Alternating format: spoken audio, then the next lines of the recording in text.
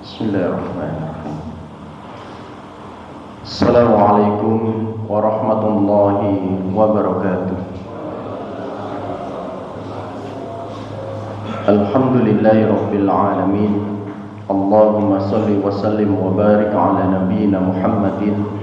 Syukur alhamdulillah atas segala nikmat yang diberikan Allah. Salawat serta salam senantiasa tercurahkan kepada Rasulullah Muhammad sallallahu alaihi wasallam.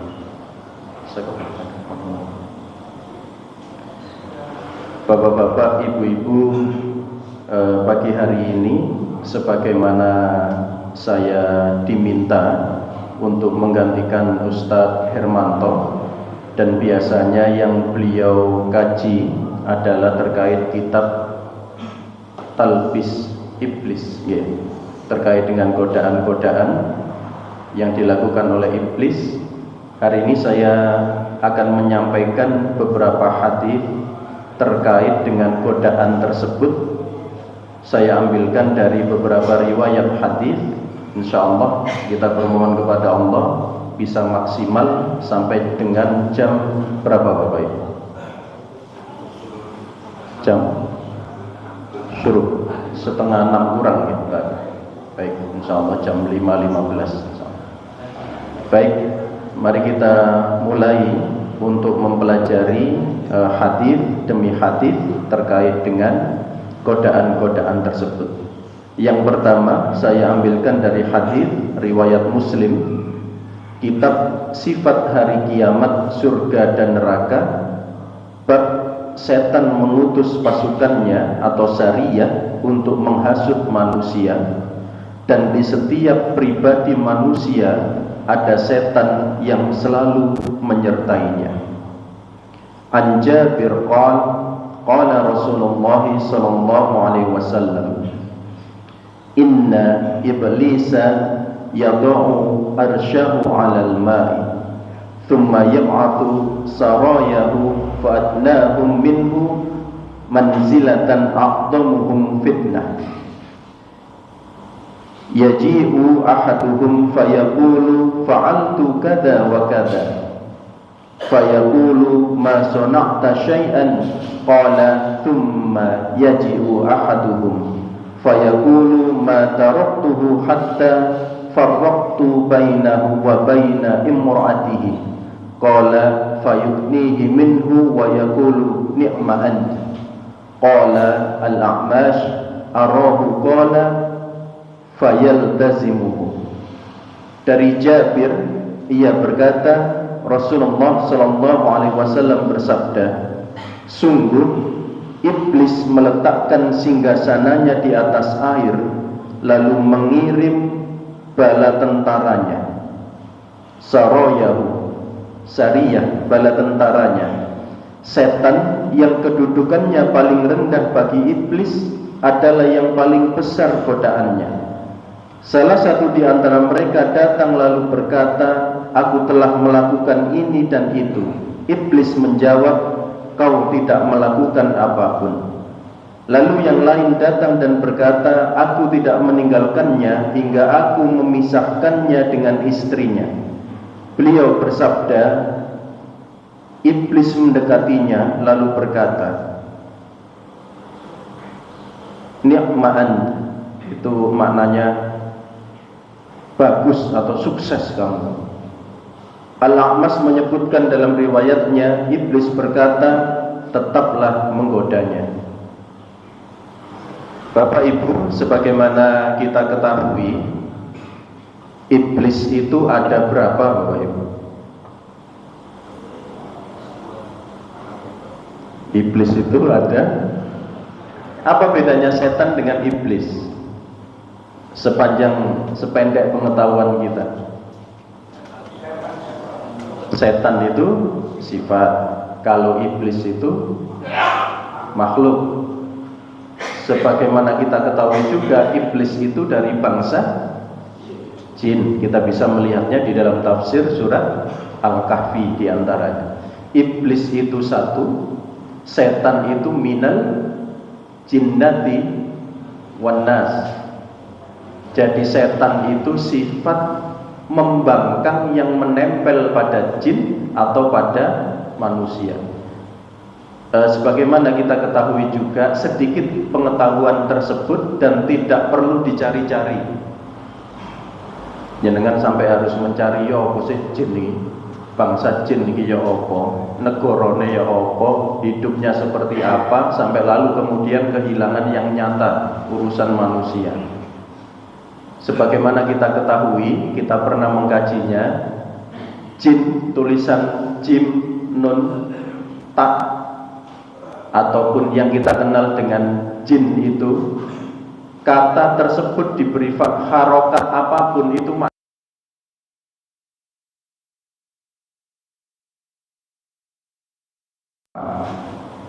diberi harokat dhammah menjadi junnah. Junnah artinya asyamu junnatun, puasa itu adalah perisai. Nampak boten perisainya? Boten.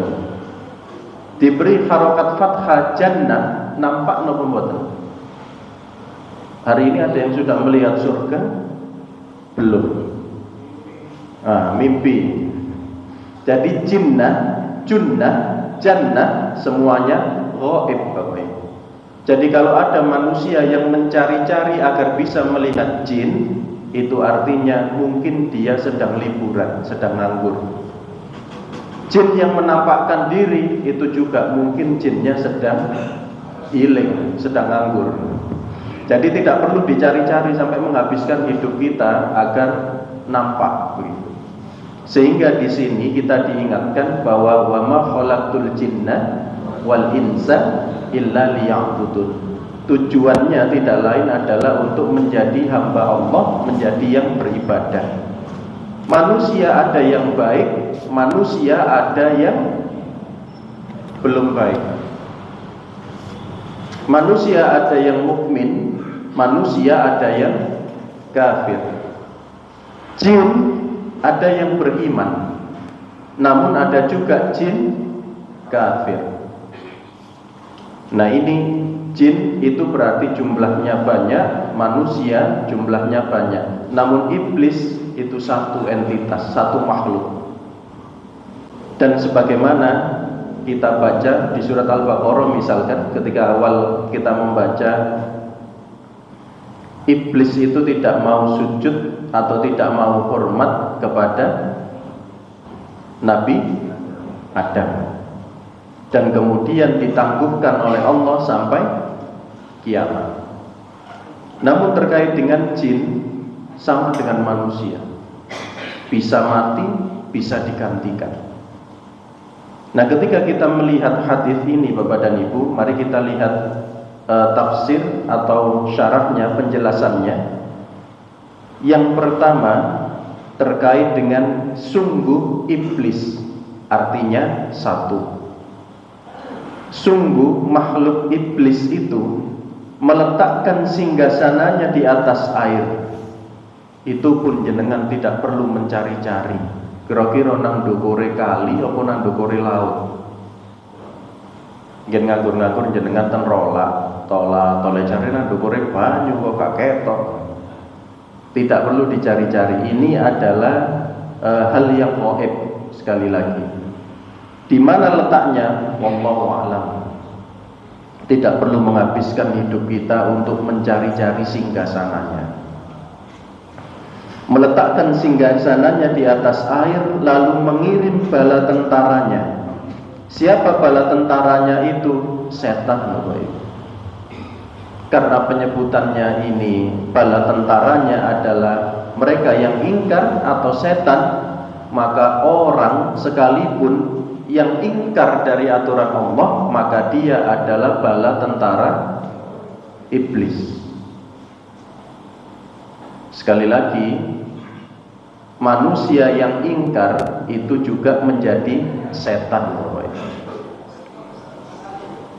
Dan yang unik ketika membaca hadis ini, detail sekali bagaimana kinerja mereka.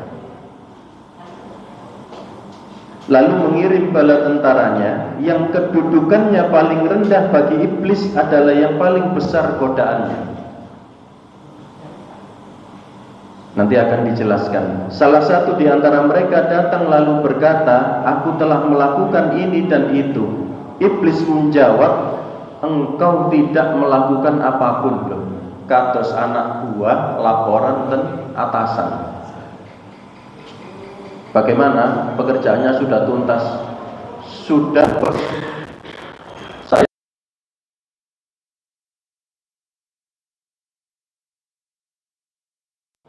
targetnya sampai. Jawaban dia, tidak. Aku sudah melakukan ini dan itu. Iblis menjawab, engkau tidak melakukan apapun. Belum seneni. Bagaimana? Targetnya berhasil. Saya sudah berusaha, Pak. Berusaha maksimal, berhasil. Tidak. Podo ae kok gak nyambut gawe. Itu kalau manusia dengan atasannya. Kata iblis, engkau tidak melakukan apapun. Lalu yang lain datang, laporan lagi yang satunya. Lalu yang lain datang dan berkata, aku tidak meninggalkannya hingga aku memisahkan dia dengan istrinya. Nah ini project diantaranya. Yang mereka lakukan itu adalah memisahkan suami dengan istrinya. Beliau bersabda, Rasulullah maksudnya bersabda ini. Lalu iblis mendekatinya dan berkata, bagus kamu, nikmat, sukses kamu, karena bisa memisahkan suami dengan istri. Al-A'mas menyebutkan dalam riwayatnya, iblis berkata, tetaplah bersamanya dan menggodanya. Tentang strategi iblis dan bala tentaranya, ini disampaikan makna umum hadis ini menjelaskan bahwa ada struktur kepemimpinan iblis, kemudian memiliki bala tentaranya. Bahkan bisa dikatakan metode kerja setan dalam menggoda manusia. Mereka menggunakan struktur, ada metodenya. Dan fitnah terbesar yang menjadi target iblis dengan bala tentaranya adalah merusak rumah tangga. Kenapa begitu penting merusak rumah tangga? Saya jadi teringat kalimat Buya Hamka dan juga Kiai Haji Ahmad Dahlan. Bangsa yang baik itu terdiri dari rumah tangga yang baik. Jika rumah tangganya tidak baik, maka bangsanya jadi tidak baik. Sel terkecil dalam sebuah bangsa itu adalah keluarga. Kalau tiap-tiap rumah tangga di sekitar kita ini tidak baik, hancur sudah. RT kita hancur, RW kita hancur. Bayangkan kita punya banyak istilah di Indonesia ini, dan istilahnya negatif. Ada istilah kampung narkoba. Jangan bayangkan, berarti kan satu kampung nih. Ini kampung ayam bakar, enak ya. Wih, sak kampung dodol ayam bakar. Kalau kampung narkoba, jenengan kira-kira ketika berwisata ke kampung narkoba beli nopo? Itu ndak enak. Kita punya yang namanya, mohon maaf, kampung prostitusi. Jenengan bayangkan itu. Kira-kira kalau bapak-bapak dolan ke sana ngapain? Ngaji ya, Pak. Dakwah di sana. Bayangkan istilah kampung. Kita tidak berharap kemudian kota, misalkan Mojokerto terkenal dengan kota onde-onde. Namun kita punya PR besar, Bapak Ibu, jujur. Kita sama-sama tahu, kafe di Mojokerto luar biasa banyak jumlahnya. Hotel kita di Mojokerto banyak jumlahnya. Kos-kosan kita di Mojokerto banyak jumlahnya. Ada efek sosial, pasti ada efek sosial. Ini juga menjadi PR kita sejatinya. Bapak Ibu, saya sering berangkat dari rumah ketika kajian seperti pagi hari ini. Saya berangkat menuju ke masjid. Di sisi yang lain saya bareng dengan buyaran kafe, Bapak Ibu. Gitu. Barengan. Dan kira-kira buyaran kafe yang keluar berboncengan Ya kita tahu sendiri, tidak usah saya jelaskan. Gitu. Jenengan sudah paham. Ini PR besar kita. Masjid kita banyak, kafe kita juga banyak. Pripun? Mulai dijadwal mboten ngaji ten kafe-kafe. Siap mboten? Ini juga PR besar karena sekali lagi ini pengingat kita, Bapak Ibu, dai itu harus punya nilai atau karakter belas kasih. Karena setiap kita pernah melakukan salah. Maka jika ada orang yang bertaubat, maka harus kita didik, kita ajari agar jadi baik. Nek maido ngoten. Seksi maido itu tanpa dibentuk di sebuah kepanitiaan biasanya muncul. Sampeyan bagian apa, Cak? Bagian maido. Kenapa? Ya ada saja pasti. Namun di satu sisi ketika kita tanya solusinya apa, mungkin tidak bisa menjawab. Nah itu diantara nanti diingatkan kita, salah satu bentuk perlawanan kita terhadap godaan setan adalah persatuan kita. Itu salah satu wujud perlawanan kita. Dan jangan pernah ya mengenal nama-nama, ada Dasim, ya, ada beberapa nama yang mungkin kita kenal menggoda siapa saja. Jangan ingat salah satu hadis yang ketika adzan berkumandang, kemudian ada apa ketika adzan berkumandang? Ada setan lari terbirit-birit sampai terkentut-kentut. Setelah adzan berhenti, balik dia. Nah itu ketika jenengan baca, di antara yang pertama digoda setan itu adalah siapa Bapak Ibu? Pengurus masjid. Bukan jamaahnya. Pengurus masjid yang digoda. Pengurus masjid dibuat bertengkar supaya apa? Jamaah buyar sudah kalau pengurusnya tidak ada. Sampai seperti itu. Di antara penjelasannya itu yang istilah kita takmir ya. Istilah kita yang memakmurkan masjid, yang ngurusi masjid itu dibenturkan, digoda dulu. Nanti kalau pimpinannya atau yang ngurusi ini sudah bertengkar, jamaahnya gampang. Sekarang masjid itu panas, macam-macam kalimatnya. Ini kehati-hatian kita. Oleh karena itu di sini proyek untuk merusak hubungan rumah tangga itu menjadi proyek utama. Saya sampai pernah mendengar kalimat dari salah seorang teman, guyon ini, seperti ini. Sajane pengadilan agama itu diganti aja jenenge. Ganti apa, Cak? Pengadilan pegatan. Kenapa? Karena rata-rata urusan di pengadilan agama yang paling banyak itu urusan. Nah ini. Baik, saya lanjutkan. Iblis meletakkan singgasananya di atas air sebagai simbol kekuasaan dan pusat kendali, lalu mengirim pasukan untuk menebar fitnah. Setan yang paling dekat kedudukannya dengan manusia adalah yang paling besar dampak kerusakannya. Bukan hanya sekedar maksiat kecil yang dibisikkan, namun menjadi sebuah maksiat besar. Jadi setan yang dianggap oleh iblis paling sukses itu adalah yang paling dekat dengan manusia dan menimbulkan kerusakan. Jadi yang paling hebat akan digoda dengan yang hebat juga.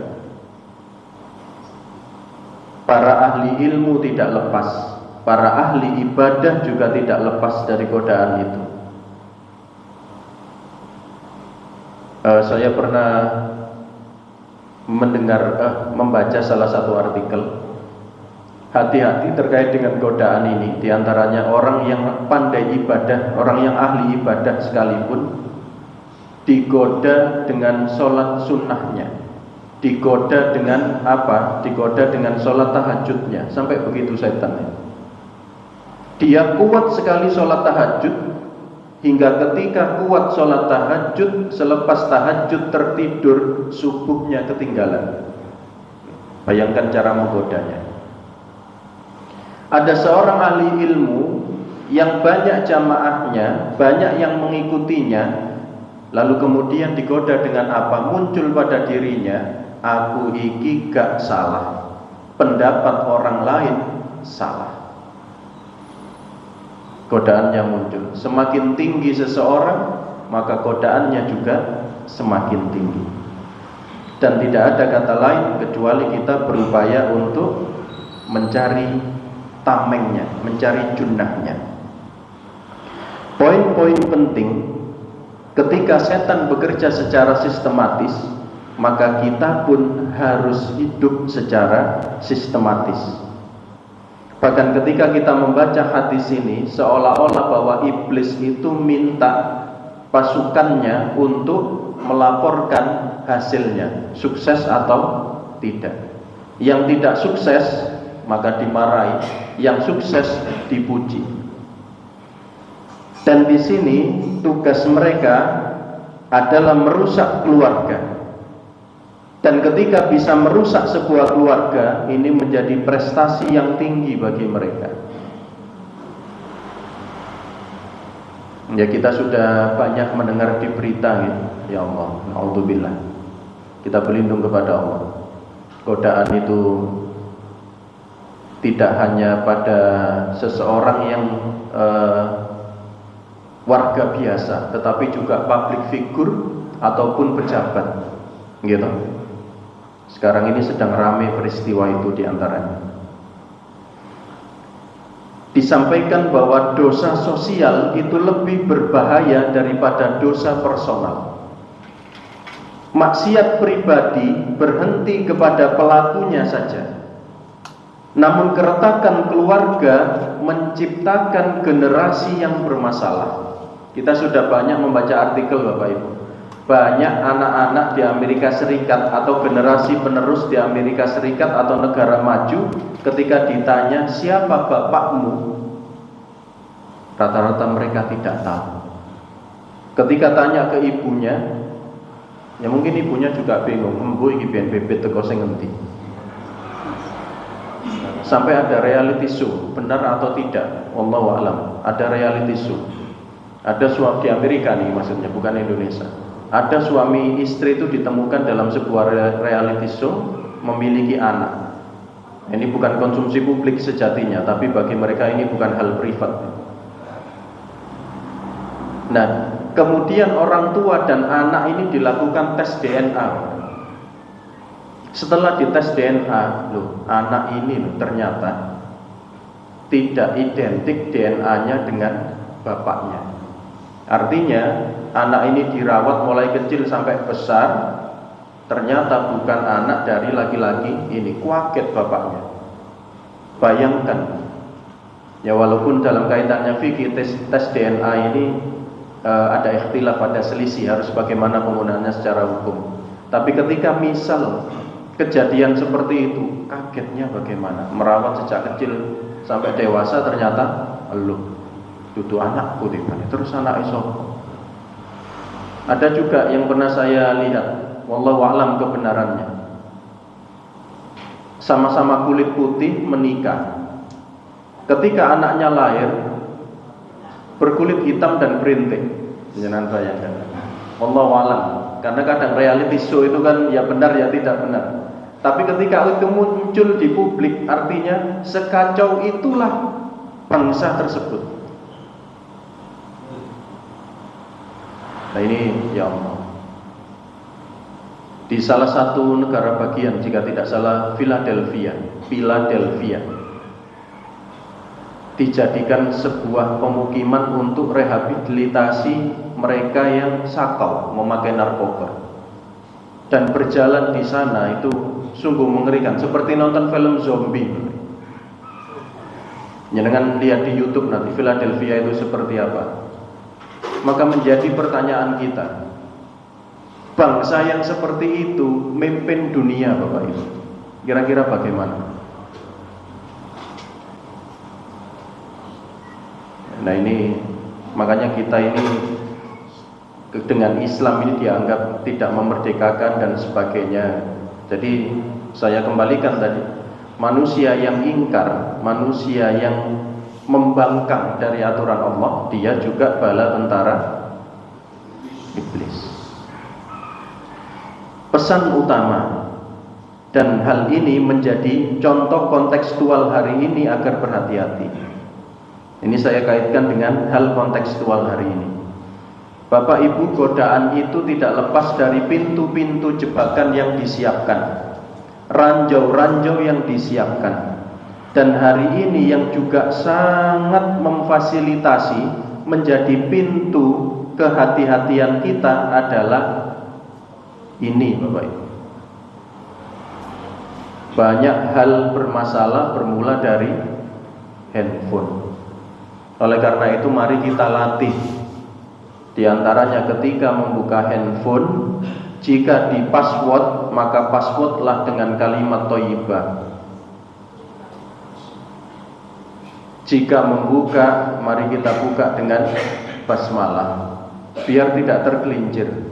Bagaimana banyak pertengkaran itu bermula dari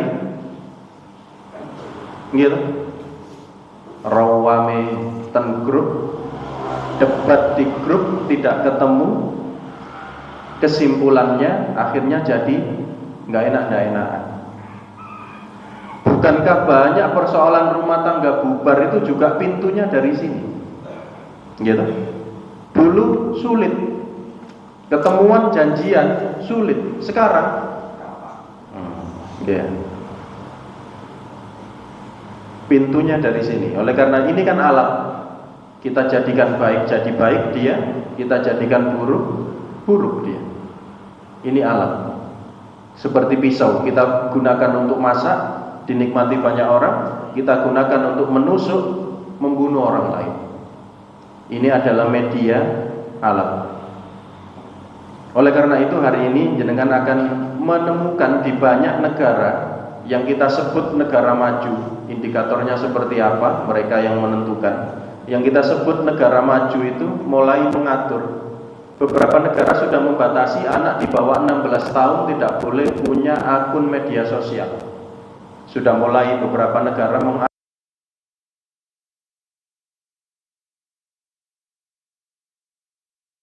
individualis ekstrim.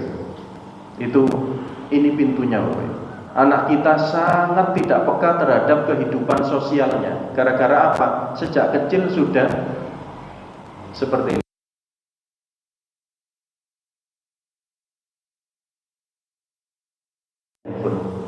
Ketika kakak sudah pegang handphone atau adik sudah pegang handphone, mulai tidak ada interaksi. Atau jika salah satu diberi pegangan handphone, yang satu tidak, yang memiliki satu ini pun belum tentu bisa berbagi, Bapak. Individualisnya muncul. Ini loh dipinjamkan ke aku, adik tidak usah ikut-ikut, atau sebaliknya. Dan tontonan kakak dengan adik juga beda, Bapak Ibu, kesenangannya. Sehingga ini para pakar pendidikan Islam itu menyampaikan individualisme ekstrim itu muncul dari mana? Pintunya diantaranya dari sini. Dulu TV ya, TV maupun pun tukaran.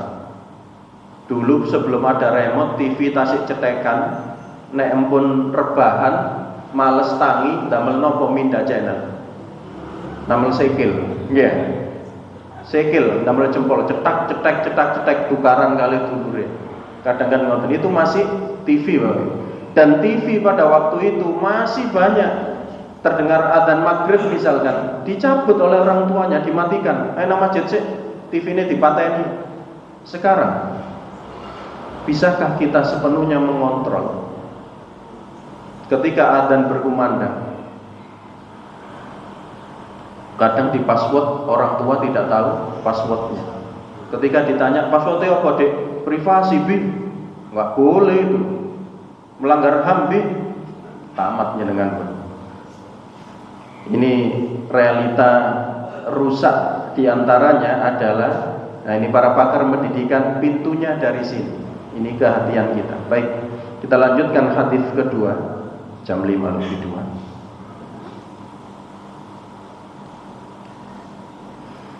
Hadis riwayat Imam Al-Bukhari dari Abu Hurairah. An Nabi Hurairah radhiyallahu anhu anna Rasulullah sallallahu alaihi wasallam qala man qala La ilaha illallah wahdahu la syarika lah, lahul mulku wa lahul hamdu wa huwa ala kulli syai'in qadir.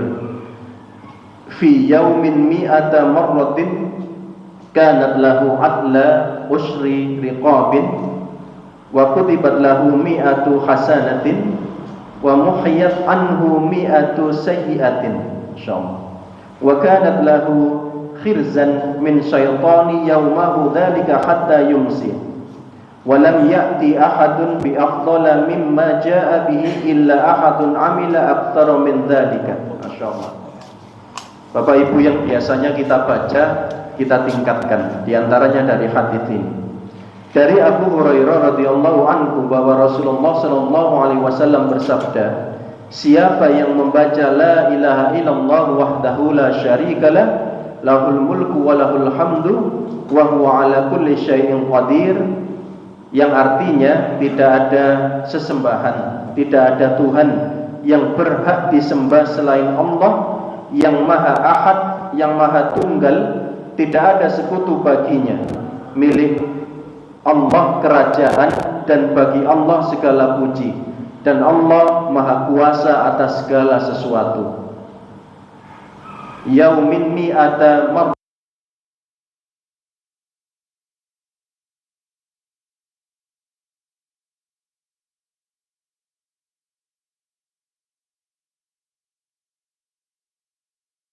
Alhamdu wa huwa ala kulli syai'in qadir, dalam sehari sebanyak 100 kali, maka apa yang diperoleh, maka baginya mendapatkan pahala seperti membebaskan 10 orang budak. Masih kurang, ditetapkan baginya 100 kebaikan. Masih kurang, dan dijauhkan darinya 100 keburukan. Dan baginya ada perlindungan dari godaan setan pada hari itu hingga petang. Dan tidak ada orang yang lebih baik amalnya dari orang yang membaca doa ini, kecuali seseorang yang dapat lebih banyak untuk mengamalkan zikir ini. Yang membaca 100 kali, Masya Allah, bahkan mendapatkan perlindungan dari godaan setan. Siapa yang lebih baik? Yang membacanya lebih dari 100 kali dalam sehari. Kita rata-rata dalam sehari membaca berapa kali, Bapak? 2 kali. Pagi dan sore, Insya Allah, Alhamdulillah. Biasanya selepas sholat wajib, ya, kita baca berapa kali biasanya? Ya. Terkait dengan zikir, Bapak Ibu, ada catatan.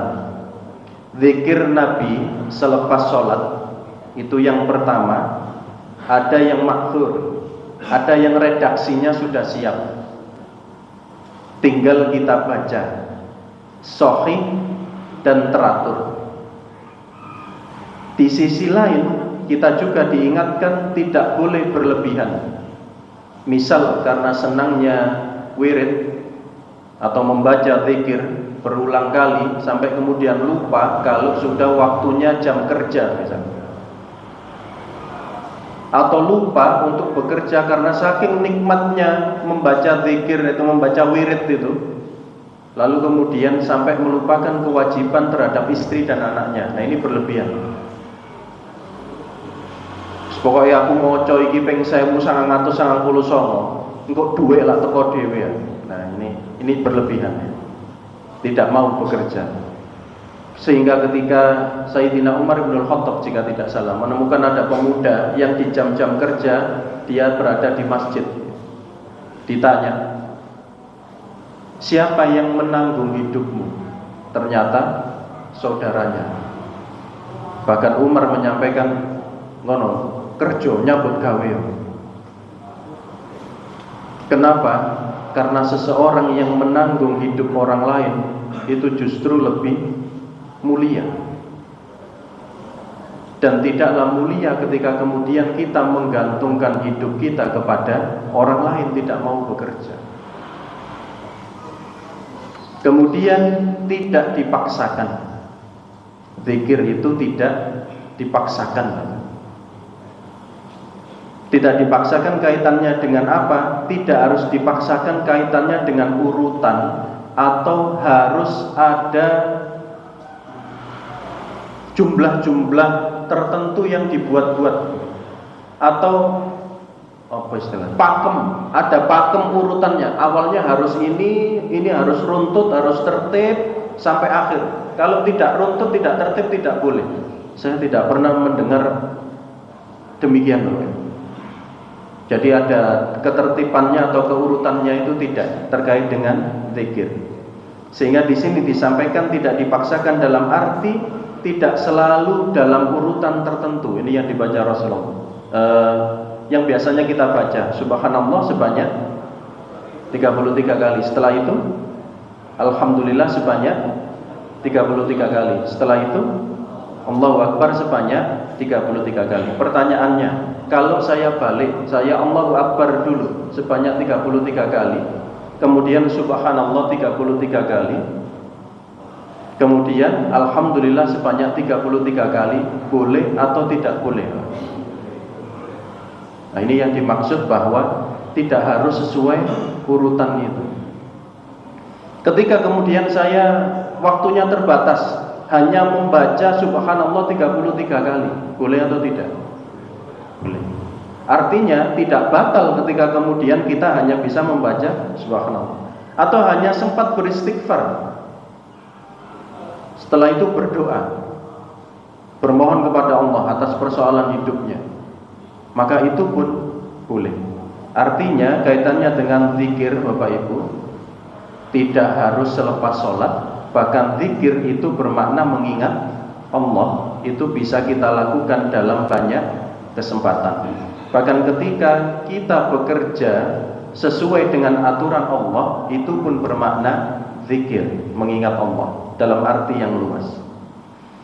Baik, sehingga di sini kita diingatkan membaca la ilaha illallah wahdahu la syarikalah lahul mulku wa lahul hamdu wa huwa ala kulli syai'in qadir fi yaumin mi'atan marratin. Maka ketika kemudian kita membacanya, kita mendapatkan hasanah, mendapatkan banyak kebaikan, dan di sisi yang lain kita mendapatkan perlindungan dari godaan setan. Di antaranya di dalam kitab Al-Adabul Mufrad Bapak Ibu disampaikan jilid kedua, ya, bukan jilid yang pertama, diterjemah dan syarahnya. Di jilid yang kedua itu ada bab khusus membahas tentang salam, cukup banyak Bapak Ibu. Ternyata ya Allah, keutamaan dan pentingnya salam itu bagi umat Islam luar biasa. Oleh karena itu mengucapkan salam itu tidak boleh buat main-main dan harus ikhlas, harus tulus. Karena isinya adalah mendoakan saudaranya. Saya ambilkan dari salah satu penjelasan bagaimana seorang mukmin masuk ke dalam rumahnya, etika ketika kita masuk ke dalam rumah kita. Atau kalau kita memiliki usaha, memiliki toko dan sebagainya, kita juga melakukan hal demikian.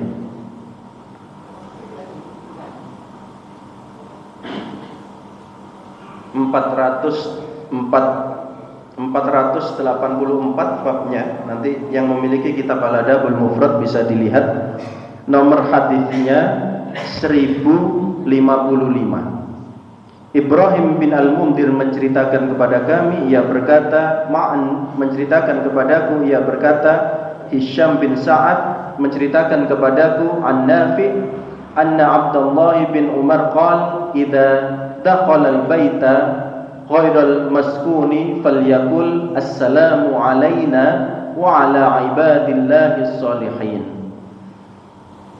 Jika ada penghuninya, kita mengucapkan assalamualaikum. Jika dikatakan rumah itu tidak berpenghuni, maka yang dibaca adalah assalamu alayna wa ala ibadillahis shalihin.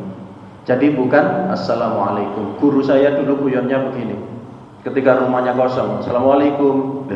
Kok assalamualaikum dijawab, gak kaget kan? Bagaimana kalau rumah kita kosong, jelas-jelas kosong dari bepergian, kemudian kita masuk ceklek, assalamualaikum, waalaikumsalam, betul kaget ya, waduh sopor gitu. Tapi assalamu alaina, ini yang diajarkan.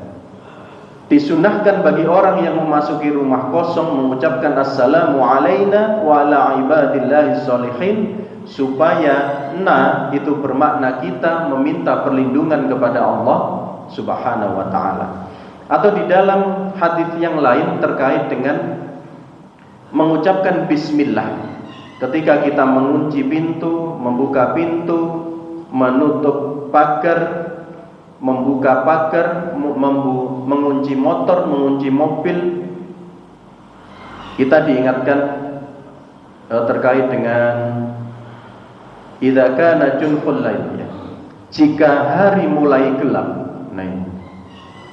Jika hari mulai gelap, tahanlah anak-anak kalian agar tidak keluar rumah. Ini adalah batas dari sore menuju maghrib, Bapak Ibu. Karena saat itu syaitan berkeliaran. Kita dulu mengenal nek maghrib, nek jam mendekati maghrib, anak-anak diminta masuk, pintu ditutup, cek gak sawanen atau macam-macam istilah Jawanya. Nggih, orang dulu itu. Mungkin dasarnya dari sini. Saat itu syaitan berkeliaran. Jika telah lewat, maka biarkanlah mereka. Jika sudah waktunya, artinya sudah adzan maghrib, baru boleh keluar. Kemana? Ke masjid. Diantar orang tuanya ke masjid, anak-anak kita. Tutuplah pintu-pintu dan ucapkanlah basmalah. Wadhkurusmallah. Tutuplah pintu dan ucapkanlah basmalah. Karena sungguh setan tidak akan bisa membuka pintu yang tertutup dengan basmalah. Tutuplah teko kalian dan ucapkanlah basmalah. Tutuplah bejana kalian walaupun dengan meletakkan sesuatu di atasnya, dan bacalah basmalah. Matikanlah lampu kalian, bacalah basmalah. Kalau lampu kita hari ini cetekan, kalau dulu zaman Rasulullah disebul. Kita masih mengenal semprong, oblek, ya. Bayangkan segala sesuatu, ibu-ibu menyalakan kompor masak, bismillah, mematikan, bismillah, menuangkan air, bismillah, kita minum, bismillah, masuk rumah, bismillah, mengunci rumah, bismillah. Karena di antara penjelasan ulama Bapak dan Ibu, sesuatu yang dikunci dengan bismillah, setan itu tidak akan mampu untuk membukanya. Bahkan ulama menyampaikan, jika sudah dikunci dengan yakin bismillah, kalau ada manusia akan berbuat jahat, maka Allah akan memalingkan atau mengalihkan niatnya pada tempat yang ditutup tanpa bismillah. Motor misalnya, ini ada orang akan berbuat jahat, karena dikuncinya dengan bismillah, yakin karena Allah, maka dialihkan ini hatinya. Lali, tidak jadi ke situ, melihat ada yang lain. Rumah juga demikian, mobil juga demikian, bisa kita kembangkan yang lain. Sehingga sekali lagi pembiasaan kita agar terhindar dari syaitan adalah kita berzikir, kita banyak mengingat Allah. Kita tadi sudah diajari zikir yang bisa kita baca. Jika tidak hafal, minimal kita membaca bismillah untuk melindungi diri kita, melindungi keluarga kita dari syaitan. Dan sebagaimana kita membaca tafsir bismillah di dalam suratul Fatihah, tidak ada seseorang yang melakukan keburukan dengan membaca bismillah, gitu. Tidak mungkin kita akan tak jopo yang bukan haknya bismillah, kan mboten mungkin. Bismillah nyolong dhisik, kan mboten enten. Bismillah pasti untuk sesuatu yang baik. Baik Bapak Ibu, sudah jam 5:16. Insyaallah ini yang bisa saya sampaikan terkait dengan dua hadis, menghindarkan diri kita dari godaan syaitan, dan setan dari golongan jin maupun dari golongan manusia. Kita tutup dengan istighfar dan doa kafaratul majelis.